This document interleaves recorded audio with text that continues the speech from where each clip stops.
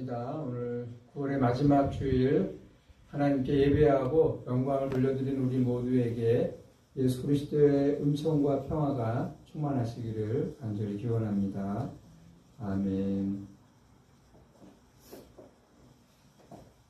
우리가 성경을 통해서 예수님의 말씀을 읽고 들을 때에 우리의 생각과 또 경험, 기대와 또 예상을 뛰어넘기 때문에 또는 맞지 않기 때문에 이해하지 못하는 말씀이 참 많습니다. 그래서 이해가 안 되기 때문에 우리의 마음이 불편하기도 하는데요. 오늘 설교 본문에도 그런 내용의 말씀이 나오고 있습니다. 오늘 본문 31절 후반절에 이런 말씀이 나오죠. 내가 진실로 너희에게 이르노니 세리들과 창녀들이 너희보다 먼저 하나님의 나라에 들어가리라. 하나님의 나라에 세리들과 창녀들이 먼저 들어간다고 합니다. 그 당시에 세리들이 누구입니까? 백성들로부터 손가락질을 많이 받았던 사람들이죠. 로마는 자신들이 지배하는 식민지에 세금을 이렇게 징수해서 거둬들이게 했습니다. 이 세금에 대한 책임을 맡은 사람들은 세리들이죠. 세리들은 이 일정한 금액을 이제 징수해야 되는데 그 액수보다 더 많은 금액을 거두어들이고 또 그 차액을 착복했기 때문에 많은 백성들로부터 또 비난을 받았던 사람들입니다. 그리고 창녀들은 누구입니까? 긴 설명이 필요 없지요. 인간의 생존에 정말로 중요한, 가장 중요한 이 성을 상품화하는 사람들이잖아요. 그렇기 때문에 비난을 받았던 사람들, 대표적으로 세리들과 창녀들이었어요.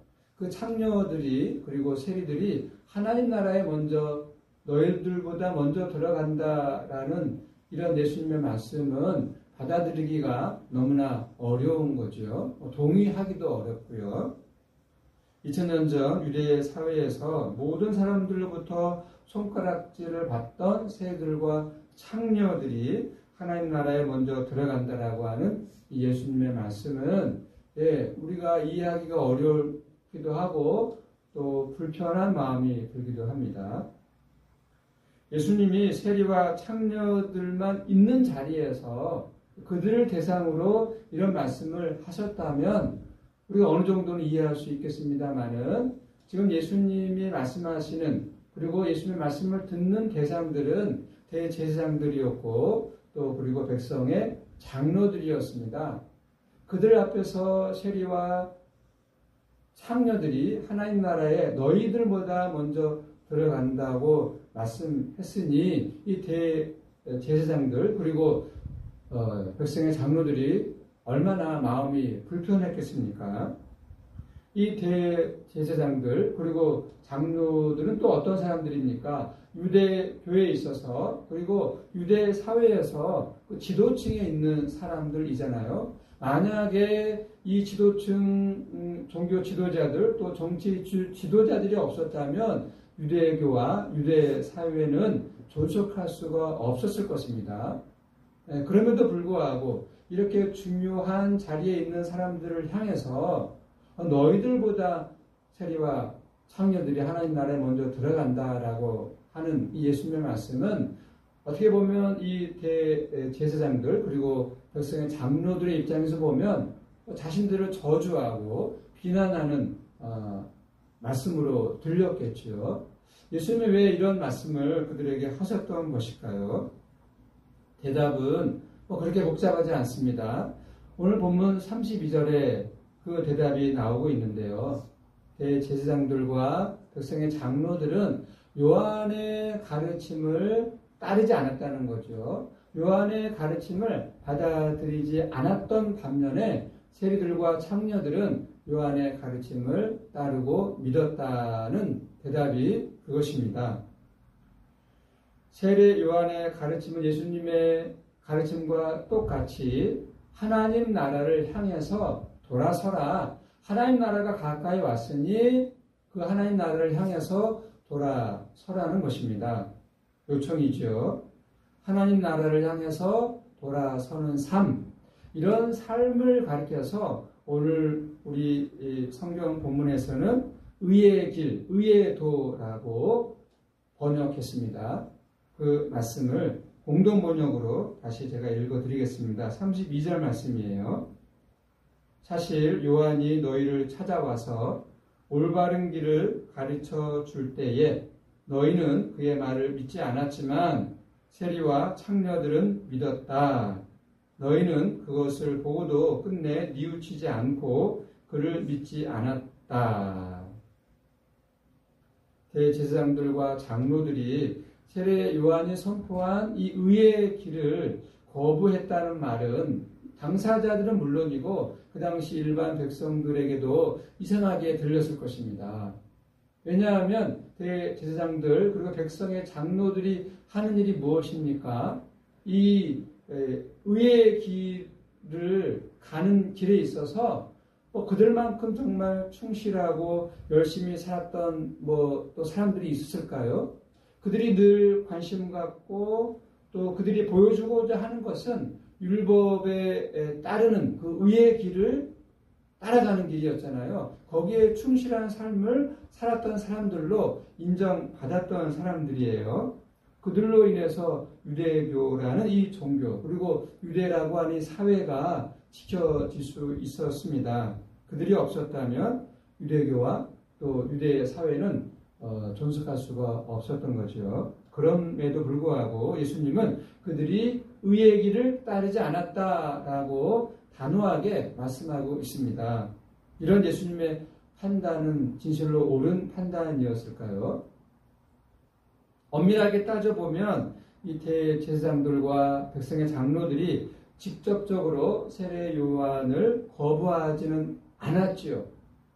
왜냐하면 유대 광야에서 선지자로서의 활동을 하고 있었던 이 세례 요한은 백성들로부터 가장 훌륭한 뛰어난 선지자로 인정을 받았기 때문입니다. 물론 대제사장들 그리고 이 종교 지도자들이 그렇게 유대 광야에서 외치고 또 백성들로 인정받는 이 세례 요한에 대하여 불편한 마음은 있었죠. 불편한 마음은 있었지만 백성들이 워낙 가장 훌륭한 선지자로 인정을 하고 있었기 때문에 드러내놓고 이 세례 요한의 가르침을 거부할 수는 없었습니다. 세례 요한이 그렇게 사역을 하다가 헤롯 왕의 결혼 문제로 비난을 하다가 감옥에 갇히게 되었고 목이 잘려 죽게 되었습니다. 세례 요한이 감옥에 갇혀 있었을 때에 그렇게 백성들로부터 선지자로 인정을 받는 이 세례 요한을 위해서 구명 활동을 했다라고 한다면 세례 요한의 운명은 어떻게 됐을지 모르는 거죠. 그때에 그렇게 위험한 처지에 빠져 있는 세례 요한을 위해서 아무런 일도 하지 않았던 이유가 무엇이겠습니까? 세례 요한이 불편했던 거죠. 그들의 마음에 썩 들지 않았기 때문에 그냥 상황만 지켜보고 방조했기 때문입니다. 백성들의 여론을 의식해서 세례 요한을 드러내놓고 비판하지 않았던 이 대제사장들 그리고 백성의 장로들은 예수님에 대해서는 드러내놓고 이렇게 거부하고 거절했죠. 오늘 이 설교 본문 앞에 어떤 사건이 있었느냐 하면 예수님께서 예루살렘에 들어오셔서 예루살렘을 성전을 청소하지 않습니까? 강도의 구렬로 만들었던 이 성전을 기도하는 하나님의 집으로 청소했던 거죠. 이 돈을 바꾸거나 비둘기를 파는 이 상인들의 이 상을 엎으시면서 성전을 깨끗하게 했습니다. 그러면서 하시는 말씀이 이 성전이 하나님의 집이고 기도하는 집인데 어떻게 강도의 구렬을 만들 수 있느냐라고 하시면서 직접적으로는 이 대제사장들, 백성의 장로들을 비난하는 거죠. 책임을 물은 것이죠. 세례 요한에 대한 태도와 예수님에 대한 그들의 태도. 세례 요한에 대해서는 이렇게 드러내놓지 않고 속으로 불편한 마음을 가지고 있었는데 예수님에 대해서는 겉으로 노골적으로 이렇게 반대하고 거절했지요. 서로 다른 것 같지만 똑같습니다. 세례 요한에 대해서나 예수님에 대해서나 제사장들과 백성의 장로들이 취한 태도는 똑같습니다. 한마디로 이야기하면 하나님의 나라를 거절한 거죠. 받아들이지를 않았습니다. 이런 그들의 태도를 예수님은 28절 이하에서 비유를 통해서 설명하고 계시는데요. 어떤 사람에게 두 아들이 있었습니다.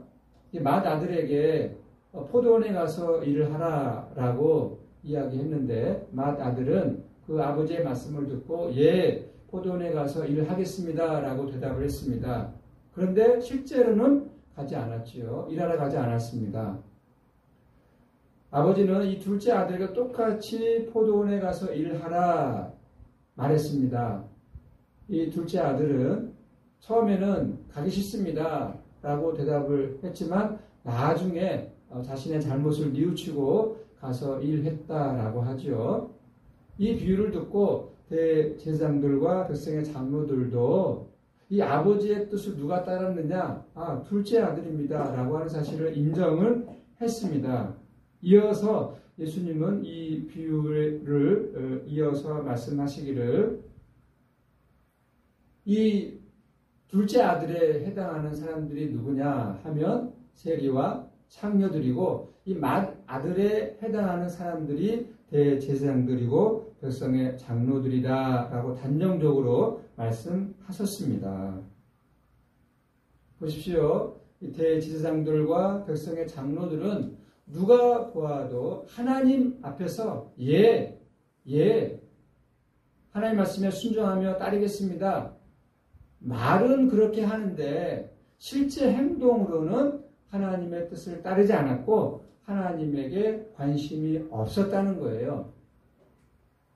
겉으로는 따르는 것 같은데 하나님에게 관심이 있는 것 같은데 그렇지 않다는 거죠. 그런 것들이 어디서 드러납니까? 복음서를 읽으면 그런 대제사장들과 백성의 장로들, 서기관들, 율법 교사들의 잘못이 나타나죠. 이 청결한 이 사건을 통해서만 보아도 잘 알 수가 있죠. 하나님의 집인 이 성전 깨끗하게 하고 정말 거룩하게 해야 할 그 성전을 예수님은 어떻게 평가합니까? 강도의 불효로 만들었다. 하나님에게는 관심을 두지 않고 제밥에만 관심을 둔 이 유대교 종교 지도자들의 모습을 적나라하게 비난하고 있는 거죠. 세리와 창녀들은 어떻습니까? 누가 보더라도 하나님 앞에서 일단 씻습니다 라고 대답한 사람들이죠. 그러나 그들은 나중에 자신들이 잘못했다라고 하는 사실을 깨닫고 하나님 나라에 즉 의의 길에 민감하게 반응할 수 있었습니다. 이러한 예수님의 이 비유의 말씀을 우리가 들으면 참 역설적이죠. 역설적입니다. 어떻게 세리들과 창기들이 하나님 나라에 들어갈 수 있다는 말씀입니까? 정말 기적과 같은 그들이 하나님의 나라에 들어간다면 기적과 같은 그런 내용이죠. 누가복음에는 이 두 계층에 관한 이야기가 각각 개별적으로 나오고 있어요. 누가복음 7장 36절로 49절에 보면 죄 많은 여자가 나오는데 한 바리새인이 예수님을 식사에 초대를 했습니다. 이 바리새인은 오늘 본문에 나오는 대제사장들과 또 백성의 장로들에게 해당하는 사람이죠. 그 동네에 한 여자가 있는데 창녀입니다. 그 여자가 이 집 안에 들어와서 예수님 곁에서 눈물을 흘리는 거예요. 그리고 눈물을 예수님의 발에 뚝뚝 떨어뜨리면서 자신의 머리카락으로 예수님의 발을 닦고 또 입을 맞추고 또 정말 감나가는 향유를 예수님의 발 앞에 붓지 않습니까? 그때 이 바리새인은 이 여자의 행동, 창녀인 정말 이 더러운 비난받아 마땅한 이 여자의 행동에 대해서 못마땅하게 생각을 했습니다. 그러나 예수님은 오히려 이 여인의 행동을 칭찬했죠. 이 여자는 사랑이 많은 사람이다 라고 말씀을 하시면서 이렇게 말씀하십니다. 놀라운 말씀이에요. 내 믿음이 너를 구원하였으니 평안히 가라. 예수님을 식사 자리에 초대했던 이 바리새인은 듣지 못했던 이야기인데 말씀인데 이 창녀는 내 믿음이 너를 구원하였다. 평안히 가라는 말씀을 듣게 됩니다. 또한 보면 누가복음 19장 1절로 10절에는 그 유명한 세리장 삭개오가 나오잖아요. 예수님은 삭개오의 집에 들어갔어요. 사람들이 수근수근합니다.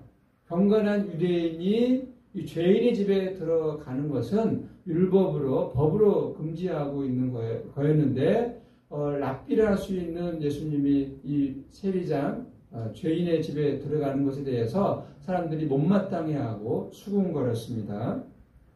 예수님은 삭개오도 이 아브라함의 자손이라고 말씀하시면서 다음과 같은 유명한 말씀을 하셨죠. 인자가 온 것은 잃어버린 자를 찾아 구원하려 함이니라. 사람들은 세리들 그리고 죄인들 그들의 겉모습을 보고 그들의 삶을 보고 비난하고 손가락질하고 멀리하고 그렇게 차별했지만은 예수님은 오히려 그 세리들 그리고 그 창녀들을 향해서 마음의 문을 열고 복음을 선포하고 구원을 선포하고 그러셨잖아요. 그러니까 예수님이 그들을 보시는 관점하고 또 그 당시에 유대교 종교 지도자들 일반 백성들이 바라보는 관점이 얼마나 달랐는지를 우리가 확인할 수 있습니다. 그렇게 다르게 보았던 예수님의 관점은 무엇일까요? 오늘 설교 본문에서 이 대제사장들과 백성의 장로들은 세례 요한이 선포한 그 하나님 나라, 우리식으로 이야기하면 하나님, 그리고 예수 그리스도 성령을 받아들이지 않고 믿지 않고 거절했잖아요. 그러나 반면에 세리와 창녀들은 믿었고 또 받아들였다는 거예요. 세례 요한의 선포가 마태복음 3장에 나오는데 하나님 나라가 가까이 왔으니 회개하라 그러면서 이어서 전하는 이 세례 요한의 가르침 메시지의 핵심은 이것입니다. 그 회개에 합당한 열매를 맺으라는 거였어요. 회개에 합당한 열매를 맺지 않은 나무는 불에 태워진다라고 선포했습니다. 그 열매가 회개에 합당한 열매가 곧 의의 길이죠. 그런데 이 회개에 합당한 열매 하면은 우리가 좀 막연합니다. 손에 잘 잡히지를 않아요. 그러면 회개에 합당한 열매라고 할 때에 이 세리들과 그리고 이 창녀들에게 적용시켜 본다면 그러면 회개에 합당한 열매라고 한다면 그들이 회개했다면 하나님 나라를 향해서 돌아섰다면 그들이 하고 있었던 일들 세리는 세리의 업무를 또 창녀는 그 창녀의 그 일을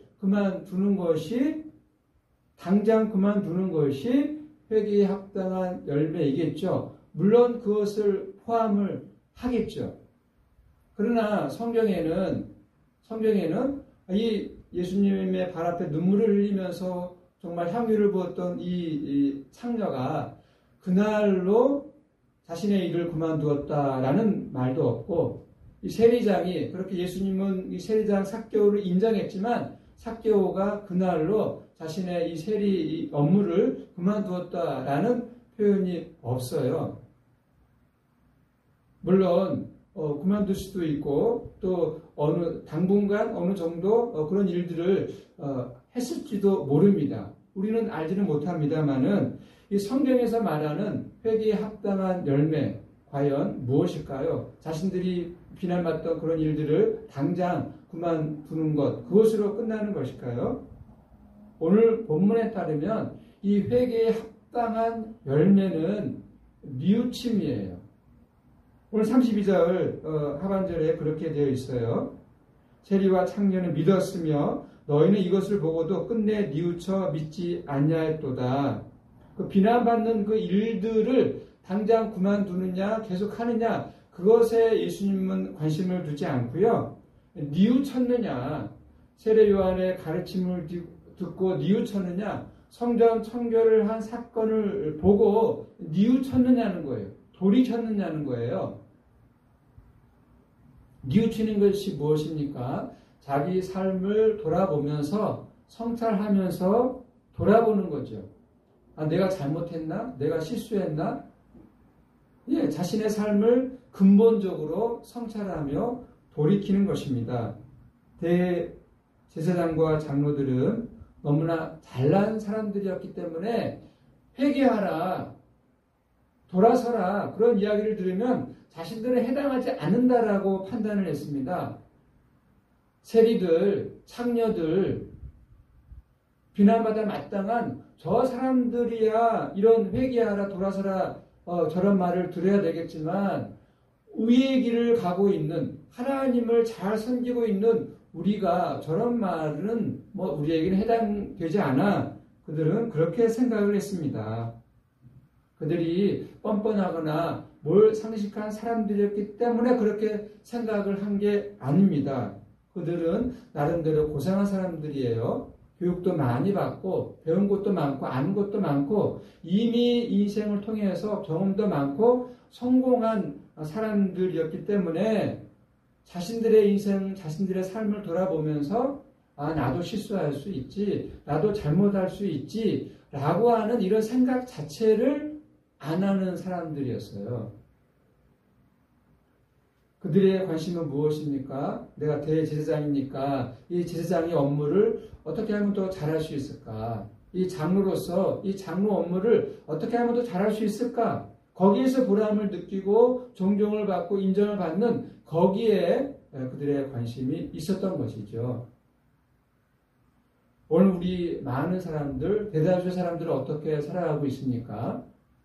자신이 인생의 또 생명의 주인이고 그래서 자신을 사랑하고 자신을 자랑하면서 자신을 주장하면서 자신의 의견과 생각을 내세우면서 살아가는 것이 보통 우리 모두의 모습들입니다. 그런 태도로 살아가는 것이 나쁜 것은 아니죠. 자신감을 주기도 하고 또 즐거운 일들을 만나기도 합니다.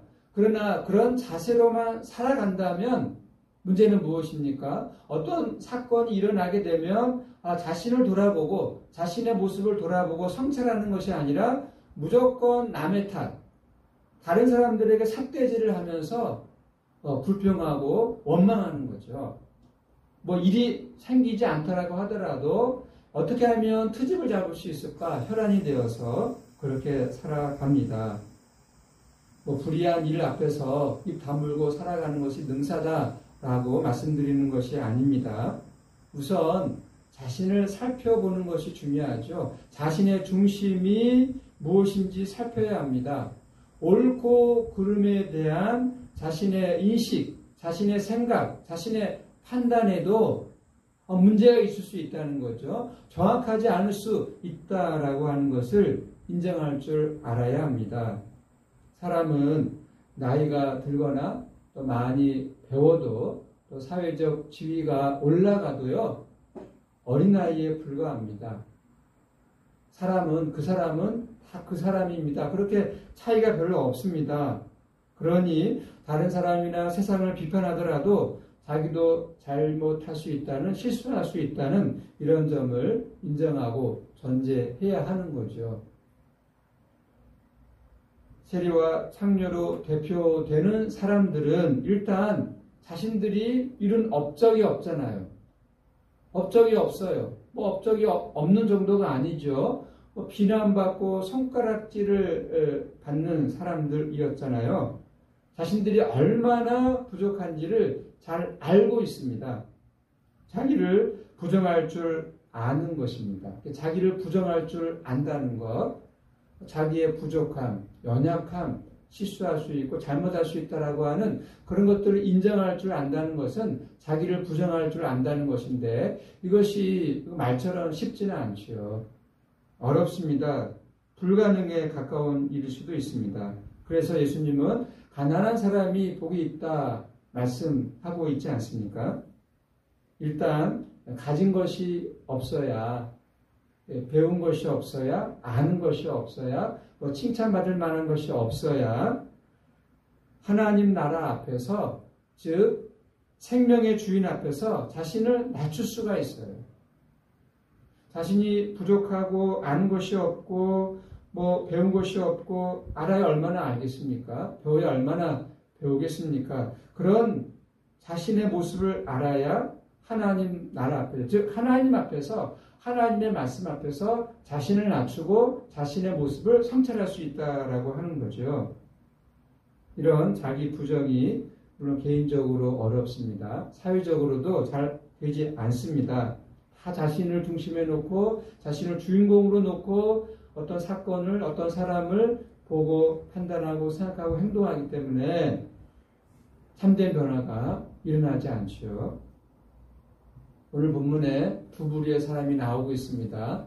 대제사장들, 그리고 장로들, 그리고 세리와 창녀들이 나오고 있어요. 대제사장들과 장로들은 자신들의 잘못을 뉘우치지 않았고, 세리와 창녀들은 자신들의 잘못을 뉘우쳐서 하나님 나라에 먼저 들어갔습니다. 우리 자신은 어느 쪽에 지금 서 있는 것일까요? 장로들 쪽입니까? 아니면 세리와 창녀들 쪽에 서 있습니까?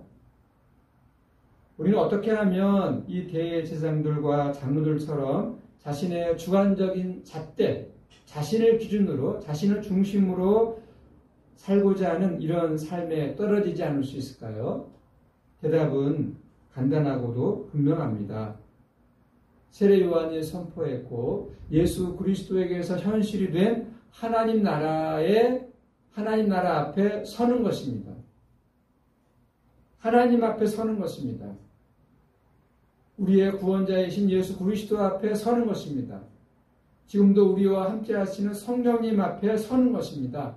주님의 말씀 앞에 우리를 세우는 것입니다. 그 말씀 앞에 우리의 모습을 비추어 보면서 우리의 잘잘못을 확인하고 반성하고 회개하는 것입니다. 중요한 것은 우리 위에 하나님이 계시다라고 하는 것, 생명의 주인이신 예수 그리스도가 우리의 구원자라고 하는 사실, 이 사실 앞에 우리의 자신을 날마다 세우는 것입니다. 그 말씀에 순종하는 것이죠. 이것이 바로 의의 길입니다. 회개에 합당한 열매가 바로 이런 삶입니다. 우리 일상의 삶 속에서 이렇게 우리 하나님 앞에, 하나님 밑에 우리 자신을 세우는 그런 훈련을 통해서 회개에 합당한 열매를 맺으며 살아가시기를 간절히 기원합니다. 아멘. 기도하겠습니다. 하나님, 오늘 저희들 바리새인들과 장로들에게, 대제사장들과 장로들에게 들려주신 예수님의 말씀을 전해 들었습니다. 저들의 모습이 곧 우리의 모습 아니겠습니까? 하나님을 믿는다 하면서도 나 자신이 주인이 되어 보고 듣고 판단하고 행동하며 살아갑니다. 자신의 불순종이나 잘못, 실수를 보지 못하고 다른 사람들을 손가락질하며 비난하며 살아갈 때가 많았습니다. 그러나 지금도 살아계셔서 우리에게 말씀하신